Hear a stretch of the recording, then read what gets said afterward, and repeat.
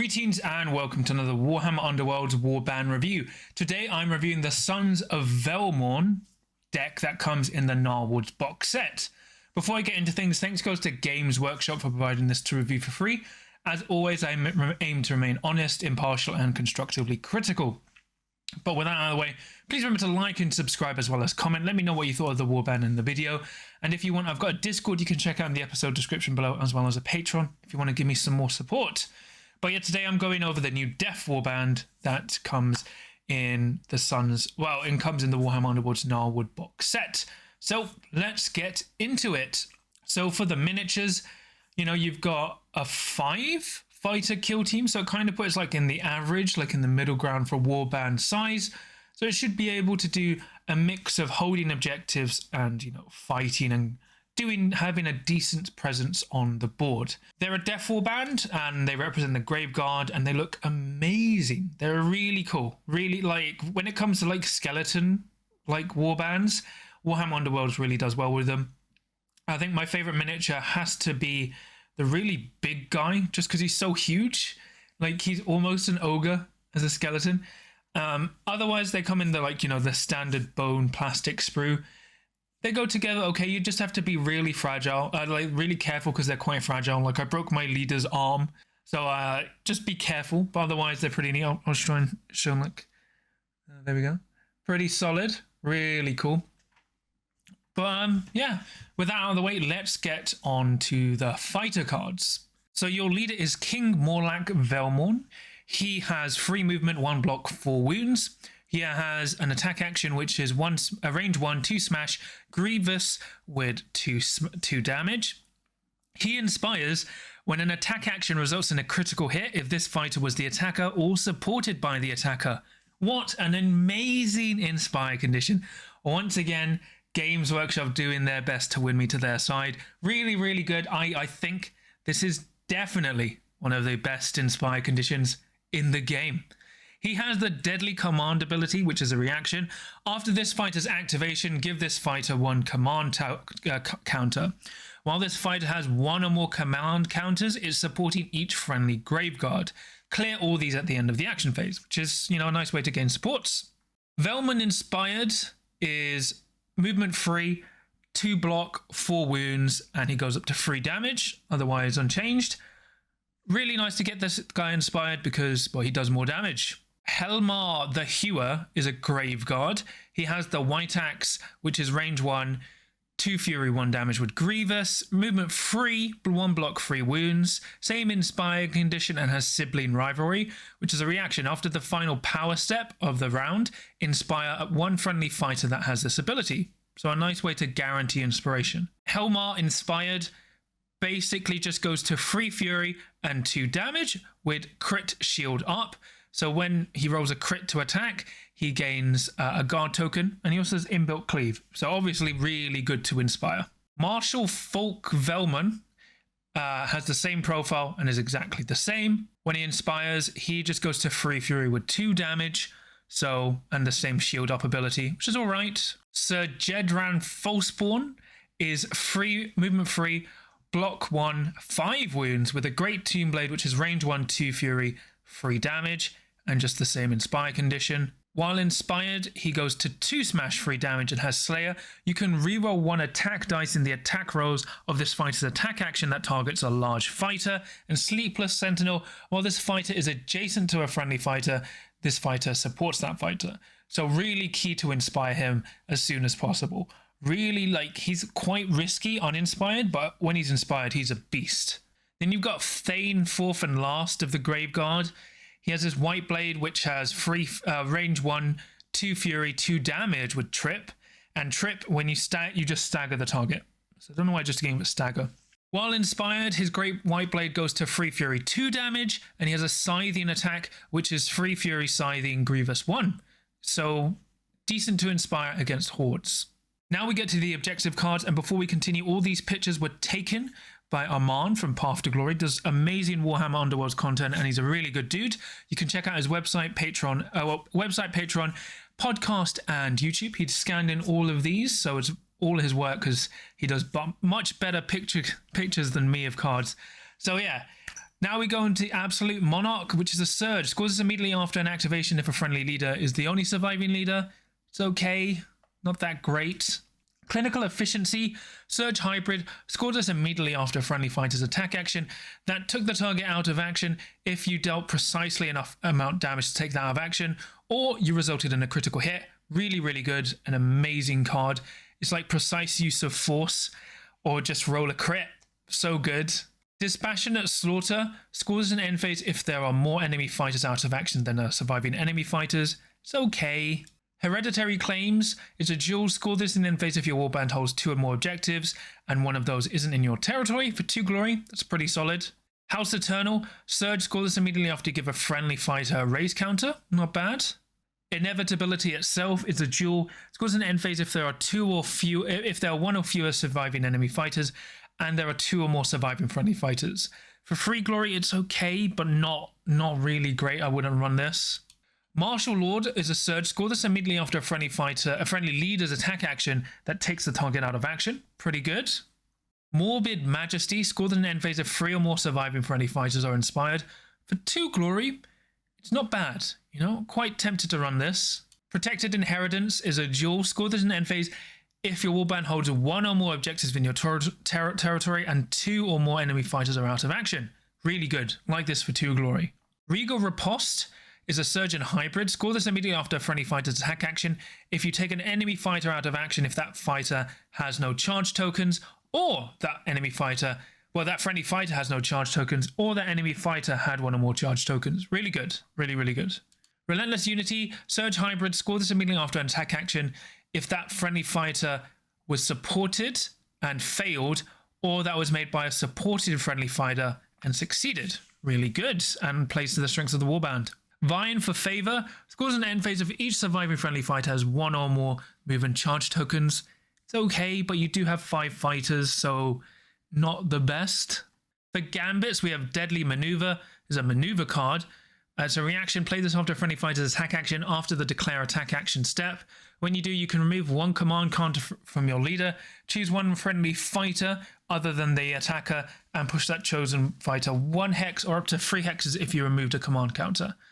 So it's pretty good. Really good mobility like this. It's a nice way to gain supports. Father's Pride is play this after a friendly fighter's successful attack action. Give your leader 1 command counter, then push your leader up to 1 hex. It's okay. Imperious Will, give your leader 1 command counter and 1 guard token. It's alright. Redoubled Fervor, reaction, play this after a friendly fighter's failed attack action. When you do, you can remove 1 command counter from that leader. That Graveguard makes 1 attack action. If you removed a command counter, it has +1 dice to that attack action until it has been resolved. So it's a really nice way to get extra attacks and boost it if you can get rid of command counters. Rise Again is restricted to your leader. Remove 1 command counter. When you do, place 1 friendly fighter that is out of action on a starting hex in your territory. Give that fighter 1 raise counter, then give that fighter wound counters until they're vulnerable. Really good, and it works on effectively all your fighters apart from your leader. Shaishin Infusion is heal 2/1 friendly unit. It's okay. Spike of Terror, choose 1 enemy fighter within 2 hexes of 1 or more friendly fighters. That fighter's player picks 2. You push that chosen fighter 1 hex, or you stagger that chosen fighter, or you give that chosen fighter 1 move token. It's good solely for, it forces your opponent to pick 2, right? So they're probably just going to pick stagger and give them a move token, but it's still nice. Really good. Surprising Swiftness, +2 move for the first friendly fighter other than a large fighter to make a move action. So it's not bad. It's okay. Velmorn's Curse, reaction, plays off their enemy fighter's attack action, takes a friendly fighter out of action. If they were adjacent, deal 1 damage to the attacker. Yeah, it's okay. For upgrades, we have Experience of the Ages. This fighter's range 1 and 2 attack actions have ensnare, and you can reroll successes in the attack rolls for those attack actions. This card is weird. I don't think if they meant you like rerolled failed attacks, because successes is, unless you're fishing for crits, I guess that's why. Like because it's just weird. It's weird. I don't like it. Familial Bond, reaction after this fighter's activation, puts that fire 1 hex towards the closest friendly fighter. Really good. Favored Son, +1 defense while your leader is surviving, restricted to Graveguard. Really good. Fearless Lunge, range 2, 2 smash, 2 damage, and you can reroll any number of dice in the attack roll. After the attack action, stagger this fighter. Really good. I would still run it despite the stagger. Fell enchantments, reaction after enemy fighter has a failed attack action. That target this fighter, give this attacker 1 curse counter. While the fighter has 1 or more curse counters, they had -1 defense to minimum 1 and -1 dice from their attack actions to minimum 1. Clear them at the end of the phase. It's okay, but I prefer if they weren't cleared and they just stayed, but it's okay. Heirloom weapon, +1 damage to range 1 and 2 attack actions, only to the Graveguard. Really, really good. Lord of Bones, reaction after this fighter's deadly command reaction, push each friendly Graveguard up to 1 hex towards the closest enemy to this fighter. For your leader only, it's all right. Praetorian, which is restricted to Sir Jaden. Praetorian, which is restricted to Sir Jedran. Reaction during an enemy fighter's attack action that targets your leader. After the attack roll, push this fighter up to 3 hexes to a hex adjacent to the attacker. This fighter is now the target of the attack action. It's not bad. It's okay. Proud Son, you can reroll 1 attack dice in the attack rolls for this fighter's range 1 attack actions. Restricted to your Graveguard, really good. The Crown's Curse, restricted to your leader. Reaction, after the first power step in a round, place 1 friendly Graveguard that is out of action on the starting hex in your territory. Give them a raise counter and wound counters until they are vulnerable. While you have a command counter, 1 or more, +1 dice to their Tomb Blade, and this fighter is uninspired and cannot be inspired. So it's a nice trade-off. I think you always take it, but it's really nice for that guaranteed resurrection and your base improved reliability. Really nicely designed card. So for the Warband overview, this Warband does aggro okay, but I like how it works. It's not the strongest Warband, and it's quite simple. Like it's a nice way like to offset their low attack dice by getting lots of supports, and obviously you've got Sir Jedran and your leader to do a lot of work. They are limited by mostly being range 1 fighters with free movement, and most of their fighters are around 3 wounds, but you've got your Sir Jedran on 5 wounds and your leader on 4. But I think they're just okay. They do aggro well. They've got a nice selection of power cards and objective cards, although they feel like some cards are designed to be swapped out. So it's like they probably need a rivals deck to do much better. But they're nice. They're just solid. They're a really cool warband. I like the looks. But yeah, for the pros and cons, pros, they're an amazing warband. They look, as in visually, they look really good.